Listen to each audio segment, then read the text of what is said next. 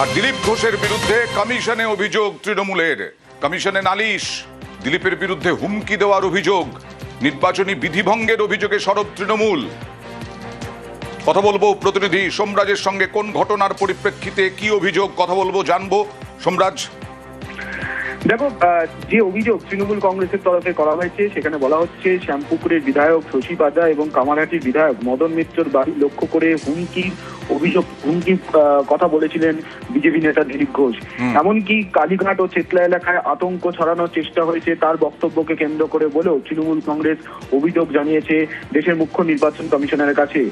তৃণমূল কংগ্রেস বলছে বিজেপি নেতা দিলীপ ঘোষের এই ধরনের বক্তব্য নির্বাচন আচরণবিধি লঙ্ঘন করছে এবং তৃণমূল দাবি করছে নির্বাচন কমিশনের কাছে যে ভিডিও ইতিমধ্যেই প্রকাশ্যে এসছে বিজেপি নেতা দিলীপ ঘোষের, তার দরুন শোকজ করুক নির্বাচন কমিশন, এমনকি তার বিরুদ্ধে এফআইআর করার দাবিও নির্বাচন কমিশন করেছে। এবং যাদের উদ্দেশ্য করে এই মন্তব্য করেছেন দিলীপ ঘোষ অর্থাৎ শশী পাজা এবং মদন মিত্র, তাদের নিরাপত্তা বাড়ানোর দাবিও নির্বাচন কমিশনের কাছে করেছে তৃণমূল কংগ্রেস। ইতিমধ্যেই দেশের মুখ্য নির্বাচন কমিশনারের কাছে এই অভিযোগ জানিয়েছে তৃণমূল কংগ্রেস, পাশাপাশি রাজ্যের মুখ্য নির্বাচনী আধিকারিকের কাছেও এই অভিযোগ সম্পর্কে জানানো হয়েছে। দেখা যাক নির্বাচন কমিশন কিছু পদক্ষেপ করে কিনা।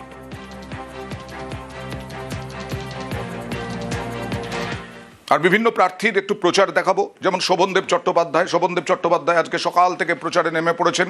শোভনদেব চট্টোপাধ্যায় বালিগঞ্জ থেকে প্রার্থী তৃণমূলের, বালিগঞ্জে প্রচারে সকাল থেকেই কর্মীদের নিয়ে প্রচারে নেমে পড়েছেন। জয়ের ব্যাপারে আশাবাদী এই তৃণমূল প্রার্থী এবং নির্বাচন কমিশনকে তোপ দেখেছেন।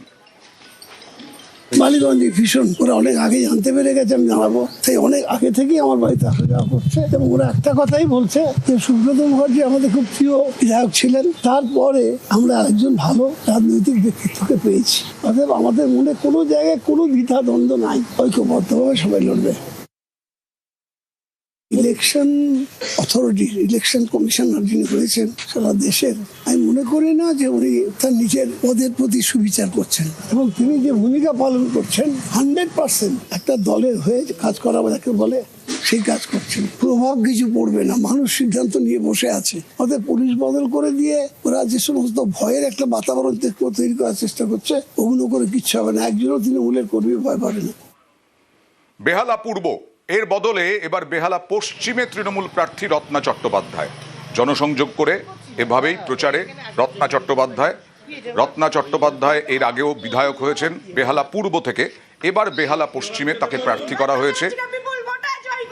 নিজেই দেওয়াল লিখনে এবং তার সঙ্গে সকাল থেকে প্রচারে নেমে পড়েছেন। বেহালা পূর্ব বলুন, বেহালা পশ্চিম বলুন, দুটোই মিলে বেহালা, কারণ বেহালার মানুষ মমতা বন্দ্যোপাধ্যায়কে বিশ্বাস করে। তাই বেহালা পূর্বতে ছিলাম, বেহালা পশ্চিমে এসেছি, এর কোনো রকম প্রভাব পড়বে না। আমি বেহালা পশ্চিমে, আমার নিজের বাড়িও, এতদিন আমি উল্টো দিকের এতে ছিলাম। আমি আমার ওয়ার্ডের, আমার বাড়ি যেখানে, সেখানকার আমি কাউন্সিলরও। এই এলাকায় এলাম, নিজের এলাকায় আমি হলাম, মানে প্রার্থী হলাম। তাতে আমার সুবিধে কি হবে, আমার আর দূরে যেতে হবে না, এই এলাকাতেই আমার পুরোটা আমি কাজ দেখতে পাই। 100% না, 1000% কনফিডেন্ট। এবার ডেবরায় প্রচার দেখাবো তৃণমূল প্রার্থী। দেওয়াল লিখন করে রাজীব বন্দ্যোপাধ্যায় প্রচারে নামলেন। রাজীব বন্দ্যোপাধ্যায় এক সময়ের মন্ত্রী, তিনি বিজেপিতে যোগ দিয়েছিলেন, পরে তৃণমূলে ফিরে আসেন, এবার তৃণমূলের টিকিট পেয়েছেন, ডেবরায় 26-এ লড়ছেন। ডেবরা যিনি বিধায়ক হুমায়ুন কবির, তাকে পাঠানো হয়েছে ডোমকলে। হুমায়ুন কবির ডোমকলের প্রার্থী, আর ডেবরায় প্রার্থী করা হয়েছে রাজীব বন্দ্যোপাধ্যায়কে। ডেবরার মানুষদের কাছে আমিও কৃতজ্ঞ, তাদের শুভেচ্ছা, ভালোবাসা, আশীর্বাদ, দোয়া চাই। সকল কর্মী ভাইয়েরা, আমার সমর্থকেরা, আমার নেতৃত্বরা, তারা উৎসাহিত করেছেন। পরিশ্রম তো ওনারাই করছেন, ওনাদের সাথে থেকে চেষ্টা করছি আগামী দিনে ডেবরার মানুষদের যে স্বপ্ন আছে যাতে সেটা বাস্তবায়িত হোক। আমি যখন যেখানে জনপ্রতিনিধি ছিলাম আমি চেষ্টা করেছি সেখানে সাধ্যমতো কাজ করতে। সুতরাং আশা করি ডেবরার মানুষদেরও যে স্বপ্নগুলো আছে সেগুলো পূরণ হতে কোথাও কোনো বাধা থাকবে না। সজল ঘোষ যেদিন থেকে বিজেপির প্রথম প্রার্থী তালিকা প্রকাশ হয়েছে সেদিন থেকেই রাস্তায়, আর আজকে গুরুদুয়ারে গিয়ে তিনি প্রার্থনা করলেন এবং তারপরে জনসংযোগ। প্রতিদিন দিনভর জনসংযোগ বিভিন্ন জায়গায় সজল ঘোষের আগেও লড়াই করেছেন বিধানসভায় বরানগর থেকেই, কিন্তু বরানগরে তাকে হারতে হয়েছিল সায়ন্তিকা বন্দ্যোপাধ্যায়ের কাছে, যদিও ব্যবধান অনেক কম ছিল। এবার সজল ঘোষ আশাবাদী, তিনি গিয়ে ভোট চাইছেন বাড়ি বাড়ি।